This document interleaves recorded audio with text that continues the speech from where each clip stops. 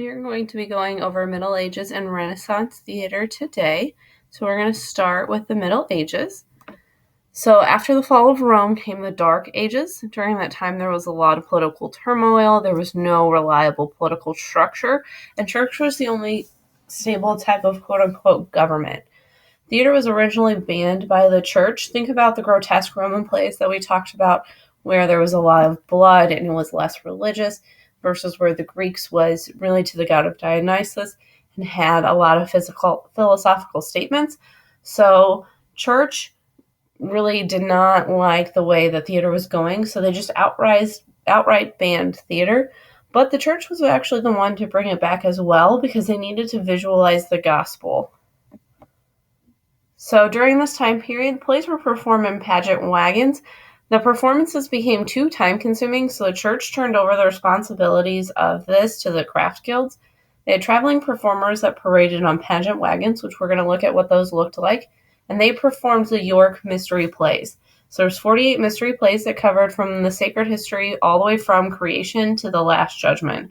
So each different pageant wagon had a different little play that went on. And if you sat and watched all the way from the beginning to the end, you would see the whole Bible all the way through. So if you go to YouTube, find this video or click on this link for medieval theater, and that'll take you through a little bit of what pageant wagons looked like and a little bit more about medieval theater. So most of the plays were morality type plays, if they were not part of that York mystery cycle. So they were allegorical plays where the protagonist is met by various moral attributes, so honesty, things like that, who prompt them to choose between a good life and an evil life.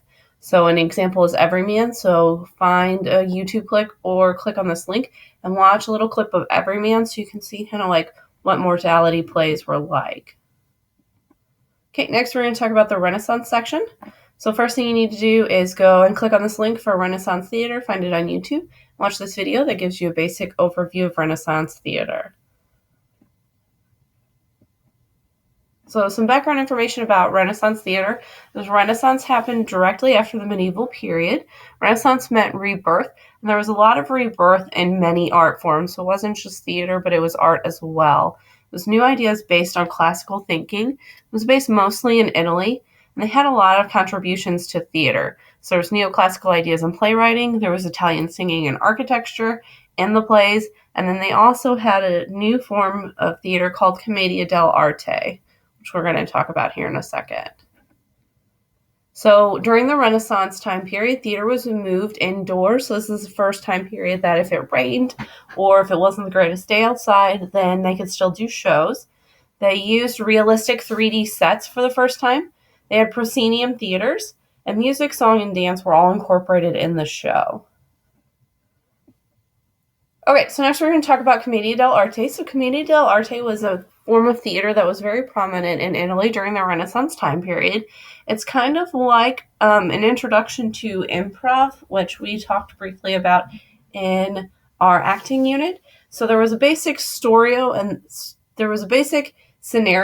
and the scenario was improvised with stock characters and comedic bits. So the main difference between improv and Commedia dell'arte is in improv you don't necessarily have preset stock characters, but in Commedia dell'arte you do. So you're going to have some sort of scenario and you're going to improvise your lines, but you have a specific stock character with specific attributes. Okay, so if you go to National Theater, find the video on YouTube that's the World Commedia dell'arte, or click this link and you can see a little bit of an introduction of Commedia dell'arte as an actor and how that acting approach looks like as well. Okay, so then the next video we're going to watch is Commedia dell'arte characters. So definitely find this specific YouTube video. So go on to Canvas and find this presentation and click on this link, because they're going to walk through each stock character and some descriptions of them, some personality traits, what they looked like, some basic information about each character. Okay, so next we're going to talk about our project, and your project is going to be about a Commedia dell'arte character. So what you're going to do for your project is you're going to end up researching one of those stock characters. So as we learned, Commedia dell'arte is an art form of theater where stock characters perform in improvisational comedic themes. For this project, you will research one of the characters and create a project on ThingLink based on this. So in this project, you will need to describe the name, status, costume, history, physical appearance, mask, signature prop, stance, walk, poses, movements, gestures, speech, animal, relationships, characteristic, and laissez about that one character. So you're going to research all this information about this character so that way we know who your character is, what kind of situations they were in. This is what performers of Commedia dell'arte would do. They would know their character inside and out, so when they improv, they would stay very true to that character form. So we're going to go over the rubric for this, and then I'll show you a little bit of ThingLink so you know how to work on that. One thing to note is you do need to see me for your character. There are several Commedia dell'arte characters, so that nobody does the same one. We're going to sign up for characters. So see me before you start working on your project. So you need to have 3 tags that thoroughly describe the origin of the character's name.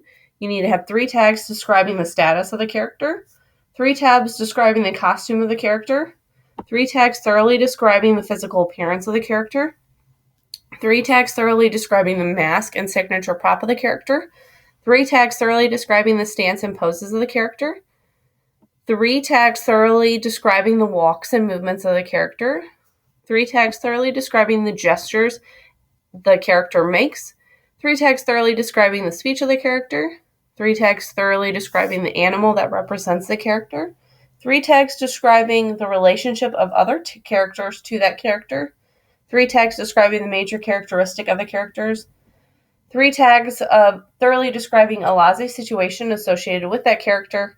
And for ThingLink overall, you need to make sure that the picture is the basis of the ThingLink is the character. So it's not just some Renaissance picture, it's the character themselves.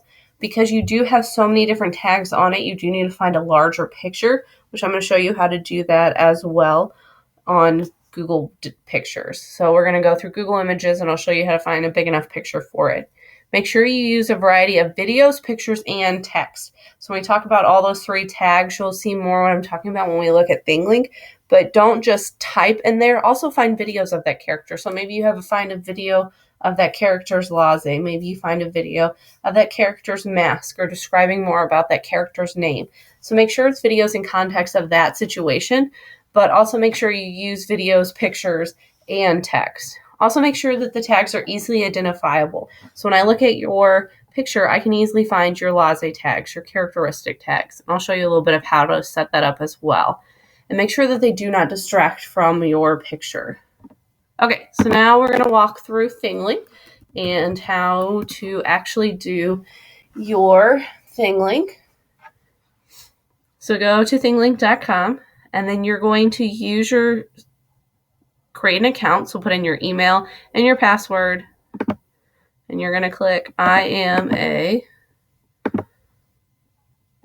and then you're going to click student education. So enter in your email and your password and then click I am student education. I'm going to go ahead and sign in. You can't sign in with your Google Plus because it won't let you sign in with Google. So you do need to use your school email and make up a password to sign in. And don't forget to click you are a student. So when you sign in, you're going to click create.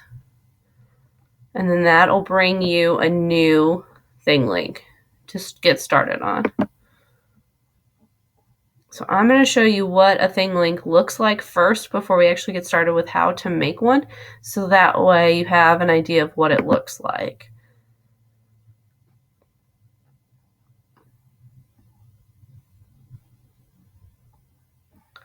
Okay, so for example, this is a ThingLink over the Universal Declaration of Human Rights. So you have a picture in the background, and then you're going to create tags.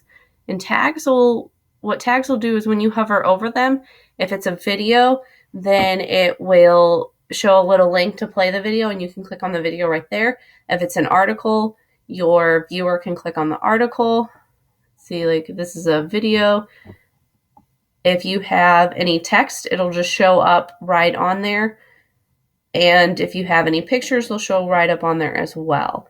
So basically you're going to have different information about each thing. And so your character will be here in the background, and then your tags will show the different information about them. Okay, so let's walk through how to actually create your theme link. So you click create. Then the next thing you're going to need to do is find your image. So we're going to go to Google Images.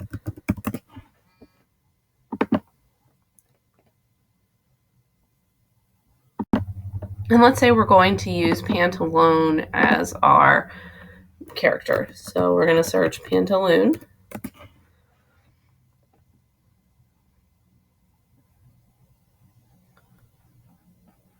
And then you're going to click Search Tools.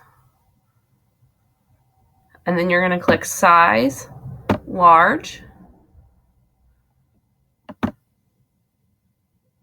And then you're going to go to usage rights and either labeled for reuse or labeled for non-commercial reuse. So that way we know we can use this picture, and we can make sure, since we're not using anything to sell it or anything, it's going to be non-commercial. So then we're going to find a picture that we like of Pantaloon. So let me find a good picture of the character. Usually one of the very first ones will be helpful.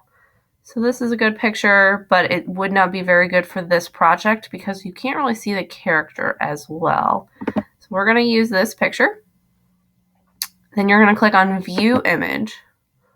It's actually a picture of Harley Quinn, it looks like. So make sure that when you're doing yours that you definitely make sure that it isn't the same character. So even though I searched for Pantaloon, this is actually a picture of Harley Quinn, and you can see because it says so in the title name.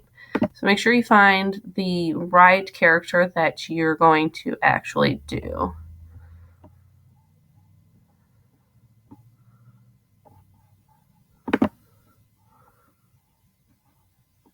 Okay, so I found the character that I want to do. So I'm going to click View Image. And it's going to bring up just the image in a page. Then I'm going to right click on it and click Copy Image Address. So you want to right click on your picture and copy image address. This is how we're going to actually get it into ThingLink. Then you're going to go back to ThingLink. You're going to click From the Web. And then you're going to paste that link that you copied into this box. So enter a link to an image or video anywhere on the web. We're going to click Paste. Then we're going to click Tag this media. And that's going to let us actually add those tags onto our picture. So our title is going to be Pantaloon. So you want to put the title as the name of your character. Then you're going to click for each tag. So remember, each section needs to be identifiable. So the first thing I would do is I would click and type name. So we know everything in this section is going to be about the name of the character.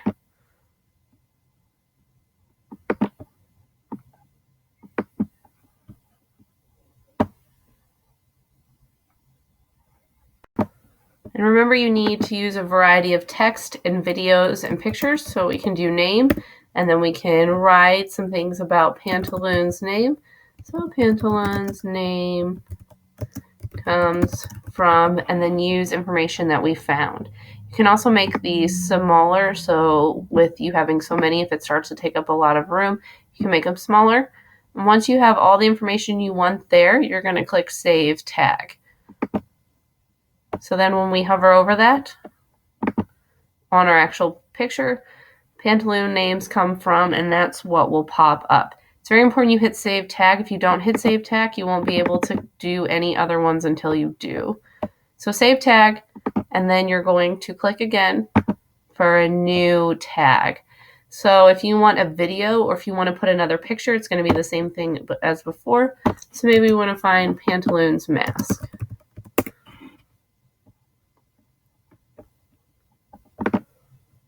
So we're going to find a picture of Pantaloon's mask and make sure it is Pantaloon.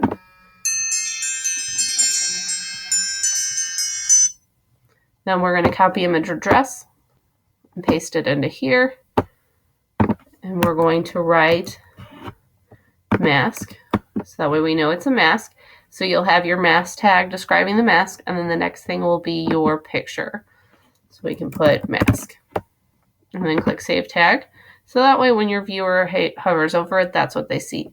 Once you have all of yours done, don't forget to make sure that it's not distracting your background picture. So with all of your tags, make sure they're small, and I would keep them on the outside of your frame so that way you can still see your character. So you can put tags all around him, but don't put them on his face or on his picture of him himself, so that way your viewer can easily see it. So once you're done, you're going to hit Save Image. Then it'll take you to your image on ThingLink.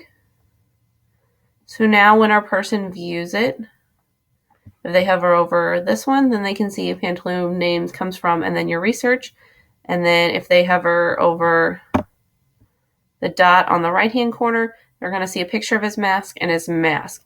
So this is what I was talking about when I said make sure your tag is easily identifiable. So especially if you have a picture or a video, you're going to want to put what category you're describing there. So that way I can easily tell and your user can easily tell. Then you're going to click Share.